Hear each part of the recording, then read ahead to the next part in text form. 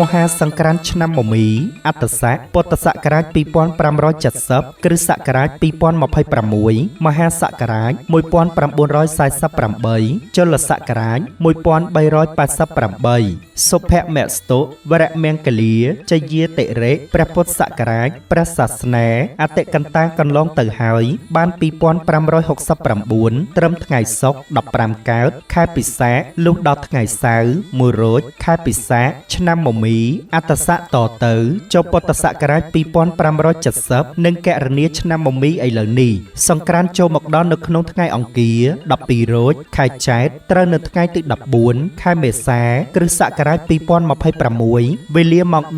10:48 នាទីពេលនោះព្រះអាទិត្យចេញពីមីនៈឫស្សីទៅស្ថិតនៅឯមេសៈឫស្សីតាមផ្លូវគូវិថីគឺផ្លូវកណ្ដាលទើបមានទេវធីតាមួយព្រះអង្គជាមគ្គនិយិកាព្រះនាមរិក្ខសាទេវីជាបុត្រីទី3នៃកបិលមហាព្រហ្មគង់នៅចតុមហារជ្ជកាទ្រង់អំពរពណ៌ខ្មៅលំអនៅព្រះការដោយសិទ្ធឈុកអភរណកែវមនោរាភៈសាហាទ្រង់លោហិតឈាមប្រហោះស្ដាំទ្រង់ធ្នូប្រហោះឆ្វេងទ្រង់ត្រីសូគង់ឈរបើកព្រះនេត្រលើក្នុងមនុម័យសេះជាមគ្គពីហណៈទើបនាំអស់ទេវបុត្រទេវធីតាទាំង1សែនកោដ្ឋហោះទៅកាន់គុហាកែវធម្មលីនាទីភ្នំកេលេសខេត្តហេមពៀនដែលជាទីតម្កល់ទុកនៅព្រះសិរសាកបិលមហាព្រហ្មដែលតម្កល់លើពៀនមាសនាំមកដង្ហែប្រតិសិនភ្នំព្រះសុមេរុរាជតាមផ្លូវព្រះអាទិត្យចរចំនួន60នាទីទើបនាំយកមកតម្កល់ទុកកន្លែងដើមវិញហើយប្រជុំទេវបុត្រទេវធីតាទាំង1សែនកោដ្ឋចូលទៅស្រង់ទឹកអនន្តមហាស្រះ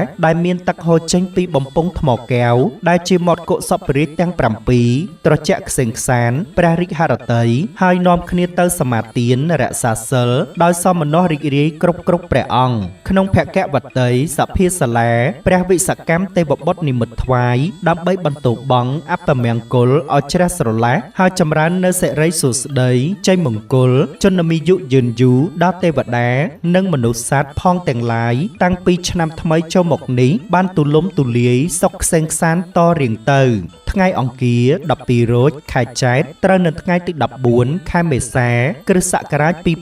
2026វេលាម៉ោង 10:48 នាទីព្រឹកជាថ្ងៃចូលឆ្នាំវរមហាសង្ក្រាន្តថ្ងៃពុធ13រោចខែចែកត្រូវនៅថ្ងៃទី15ខែមេសាគ្រិស្តសករាជ2026ជាថ្ងៃវរៈវណ្ណបតថ្ងៃប្រហោះ14រោចខែចែកត្រូវនៅថ្ងៃទី16ខែមេសាគ្រិស្តសករាជ2026វេលាម៉ោង 14:40 នាទីនិង12វិនាទីជាថ្ងៃវរៈឡើងស័កគម្រប់ជាសង្ក្រាន្ត3ថ្ងៃស្រេចបរិបូរណ៍ជាសកលឆ្នាំមមីអត្តស័កមហាសករាជ1948ចលសករាជ1388តទៅនៅក្នុងឱកាសសង្ក្រាន្ត3ថ្ងៃសូមអស់ប្រជាពលរដ្ឋប្រុសស្រីផងទាំងឡាយរៀបចំពលិកាគ្រឿងសក្ការៈបូជាអុជប្រទីបជ្វេលាថ្វាយព្រះរតនត្រ័យនិងទទួលស្វាគមន៍ទេវបុត្រទេវធីតាឆ្នាំថ្មីហើយខំលះបង់អាក្រក់អន្តេរដ្ឋីជាចិត្តអប្រិយជាប់ដោយគំនុំគុំគួនព្យាបាទឆ្លៀននេះដែលកើតមាននៅក្នុងឆ្នាំចាស់ឲ្យជ្រះស្រឡះតាំងចិត្តប្រព្រឹត្តល្អប្រកបដោយមេត្តាករុណាមុទិតាឧបេក្ខានិងបញ្ញាធ្វើបុណ្យសុំទានតាមប្រពៃណីរក្សាសិល5ឲ្យបានជាប់ជានិច្ចនោះទេវតានឹងឲ្យពរសពសាធុការលោកអ្នកនឹងមានសិរីសួស្តីសុភមង្គលវិបុលសុខគ្រប់ប្រការតាំងពីឆ្នាំថ្មីនេះតរៀងទៅរដាប់ទទួលទេវតារដាប់ទទួលទេវតាតាមទំនៀមបុរាណរៀងរហូតមកត្រូវរៀបរៀងទេវតានៅខាងមុខផ្ទះមួយសម្រាប់តាំងគ្រឿងពលិកាផ្សេងត្រូវក្រាលសម្ពត់ពណ៌ស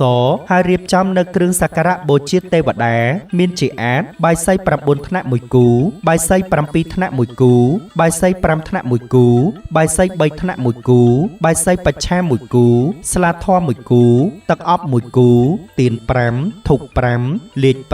ផ្កា5ដាក់លើជើងពៀន1គូចេកនួនចេកណាំវ៉ាដាក់លើជើងពៀន1គូផ្លែឈើ11មុខរៀបដាក់លើជើងពៀន11គូដូងឡាវ1គូទឹកស្អាត2កែវស្រេចហើយទៅវេលាដែលទេវតាចុះមកត្រូវជួបជុំគ្រួសារដើម្បីថ្វាយបង្គំព្រះនមស្ការព្រះរតនត្រ័យសមាទានសិលហើយតាំងចិត្តឲ្យបានស្អាតបរិសុទ្ធជ្រះស្រឡះនៅមទ័លទាំងពួងតម្កល់ចិត្តរំពឹងគិតទៅលើព្រះពុទ្ធព្រះធម៌ព្រះសង្ឃជាទីពឹងទីរលឹក លុះចាប់ពិធីទទួលទេវតាចំពោះបាយសី9ថ្នាក់7ថ្នាក់ទំនៀមមានចែងនៅក្នុងសៀវភៅព្រះរាជពិធីទ្វារទសមានិងមានអនុវត្តនៅព្រះបរមរាជវាំងតែចំពោះប្រជារាស្ត្រគួរធ្វើត្រឹម5ថ្នាក់ចុះមកឬរៀបគ្រឿងសក្ការៈបូជាដែលមានទៀន5ធូប5ស្លាធម៌កូនចេក1គូក៏ល្មមសមគួរដែរចំពោះផ្លែឈើសម្រាប់ប្រជារាស្ត្រគួររៀបឲ្យបាន3មុខឬ5មុខក៏ជាការប្រសើរគឺរៀបទៅតាមធនធានរបស់ខ្លួន